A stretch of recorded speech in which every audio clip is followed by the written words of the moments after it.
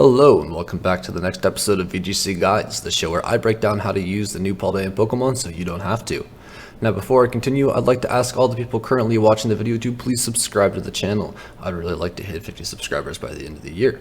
And if everybody currently watching this video were to click that subscribe button, we would absolutely smash that goal.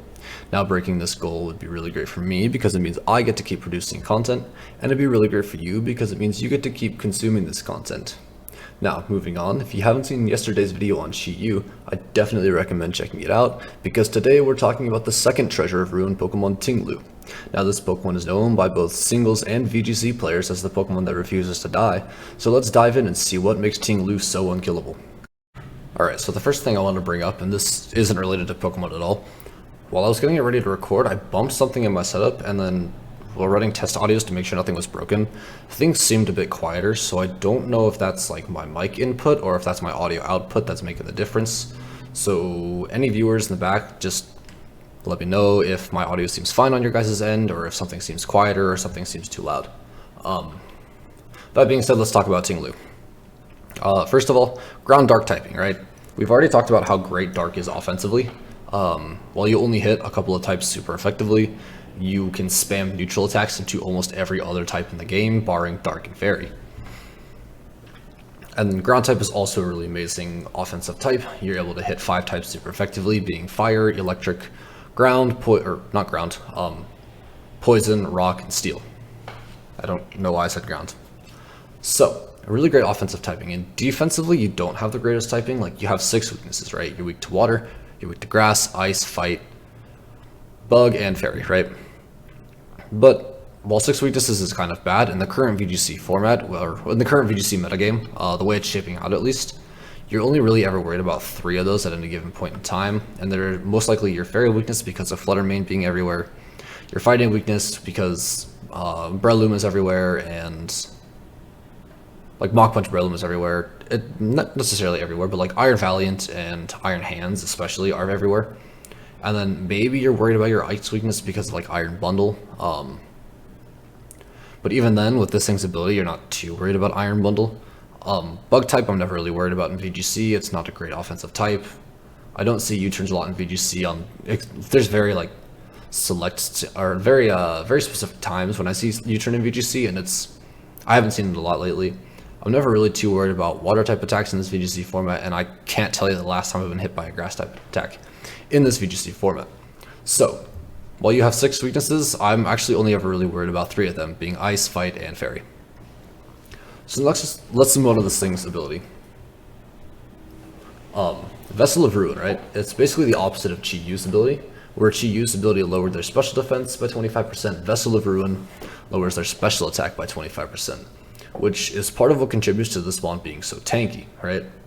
Just absolutely cutting the special attacks out of Pokemon can make a really big difference regardless of what your stat is, and with this thing's defensive stats, it's going to make quite a bit of difference. So let's look into this thing's stats, right? You got 155 base HP, which is huge, right? That's 262 HP if you invest fully. If you ever find yourself in like a Nightshade or Seismic Toss War, that is a 6-hit KO, assuming you're at full, and don't have any sort of like recovery and protect, right? 125 base defense is also quite insane when you compare it with 155 HP.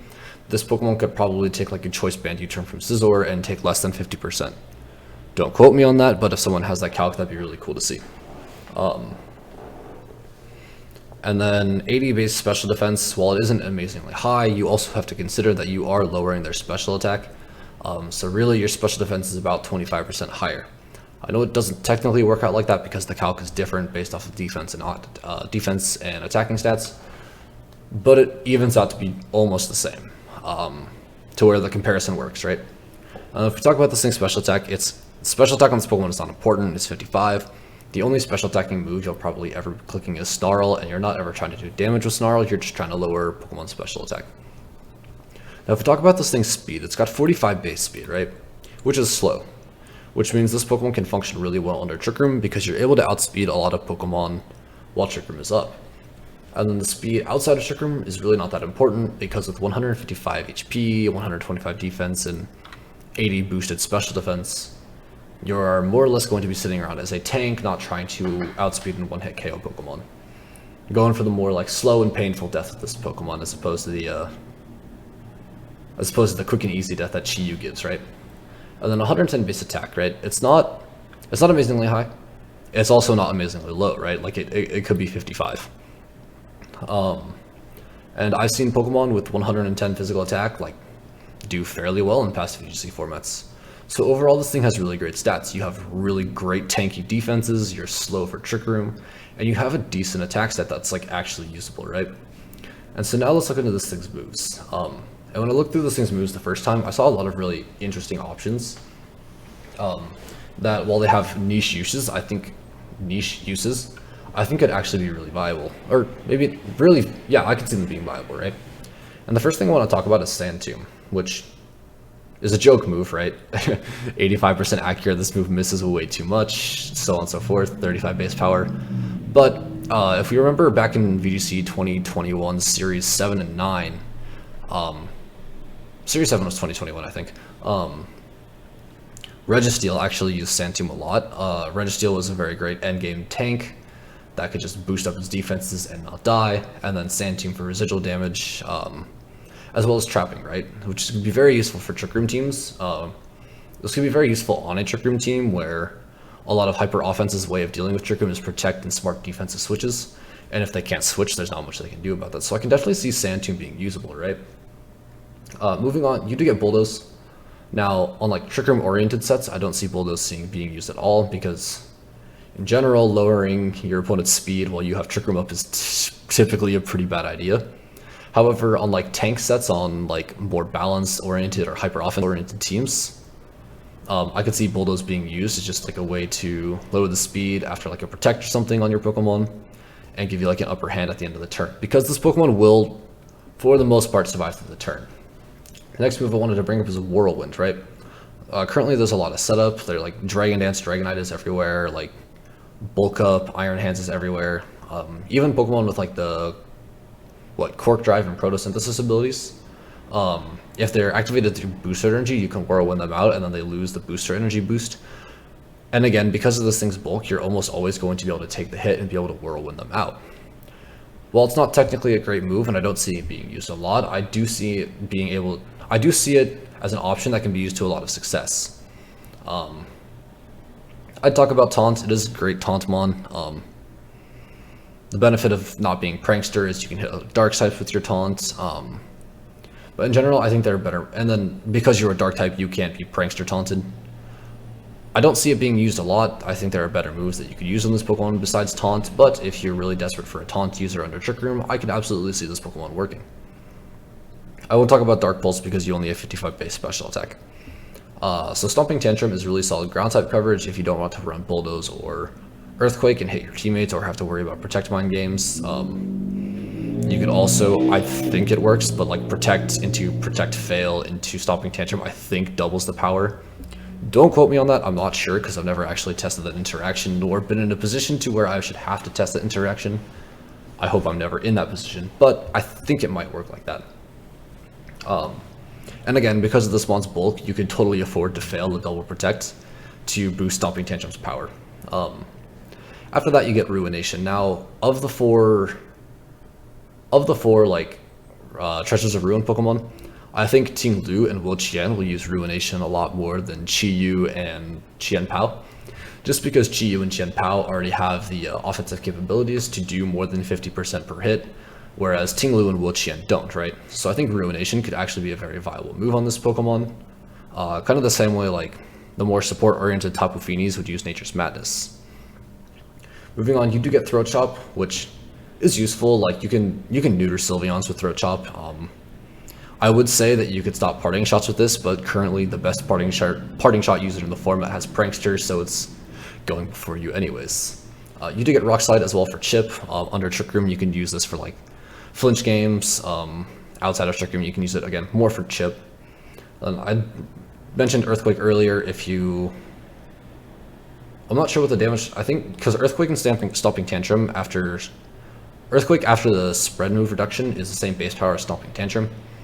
And so you can basically hit Pokemon for the same base power as Stomping Tantrum, but you have to worry about hitting your opponent or playing protect mind games, or protect, not mind games, but protect games with your allied Pokemon. But Earthquake is definitely a viable option on this Pokemon. Moving on to some of the TM moves, I'm just going to go through some of the ones that I think are personally really good. I think you could use Snarl in this one, especially on the Trick Room oriented sets, to just lower the special attack even more and make this thing's special defense even tankier.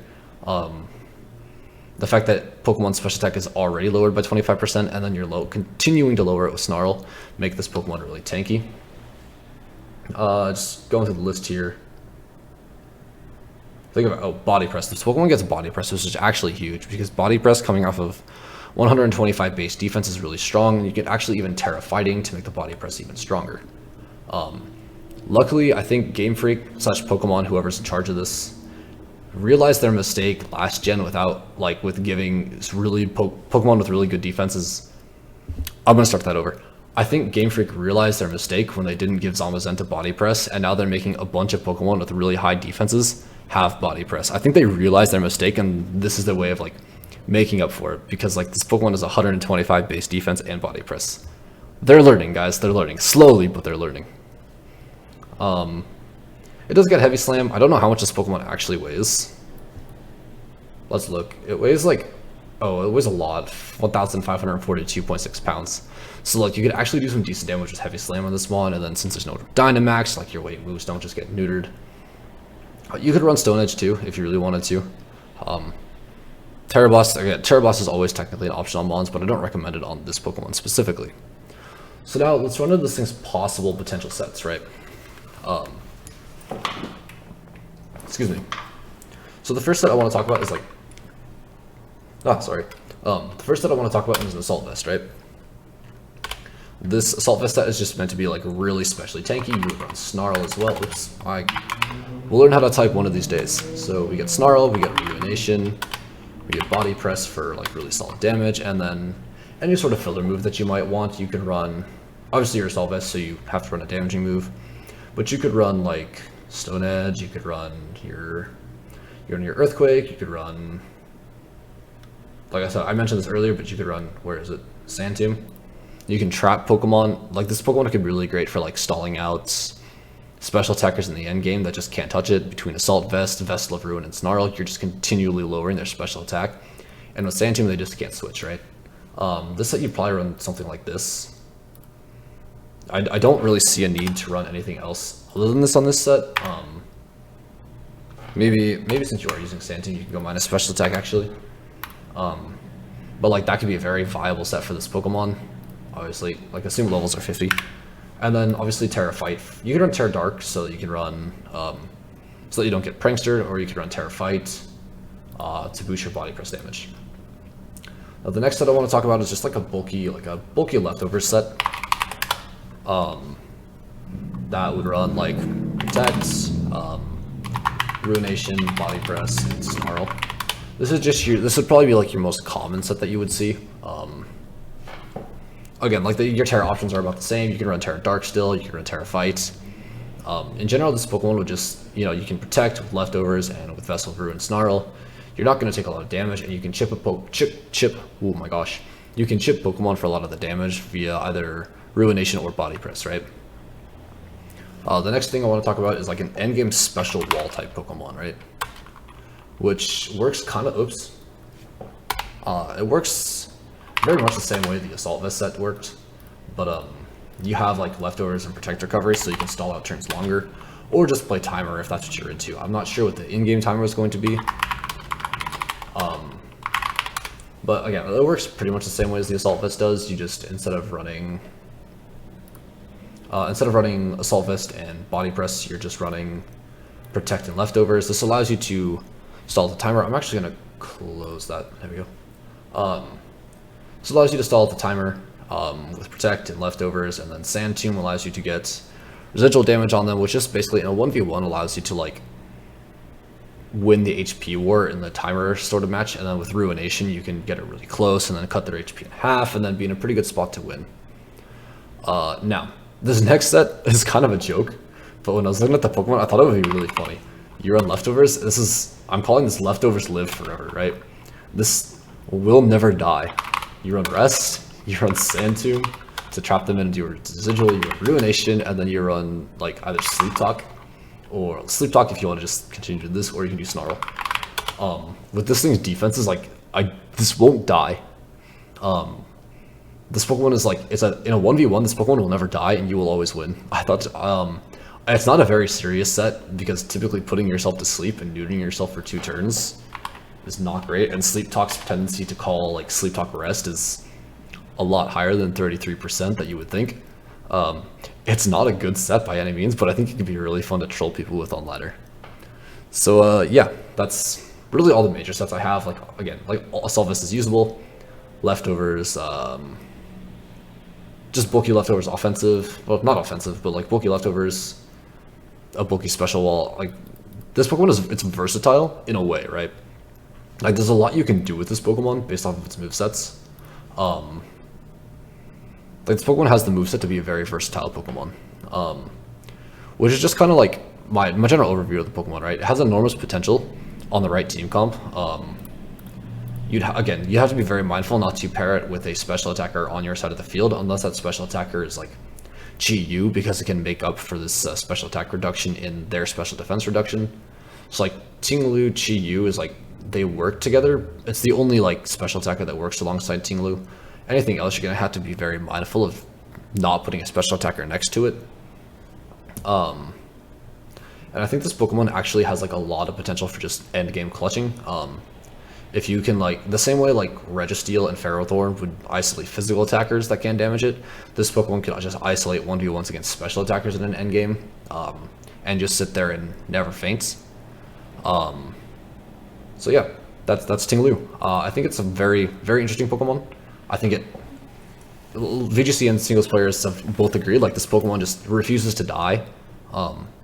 And you know, when you're trying to win games, having your Pokemon refuse to die is typically pretty valuable, as I found in the past. I used to be one of the Ferrothorn and Registeel abusers, the Iron Defense abusers back in Sword and Shield. So I think this Pokemon could be very fun in the future. I will be using this set on ladder sometime. I will be using Rest, Sleep Talk, Sand Team, Ruination, Ting-Lu on ladder. I'm very excited for this set. And so yeah, I think that's all I have for you. And since we're talking about Ting-Lu today, and we talked about Chi-Yu yesterday, I want to know, are you a more defensively or offensively oriented player? Answer that in the comments below, and have a good day. Peace.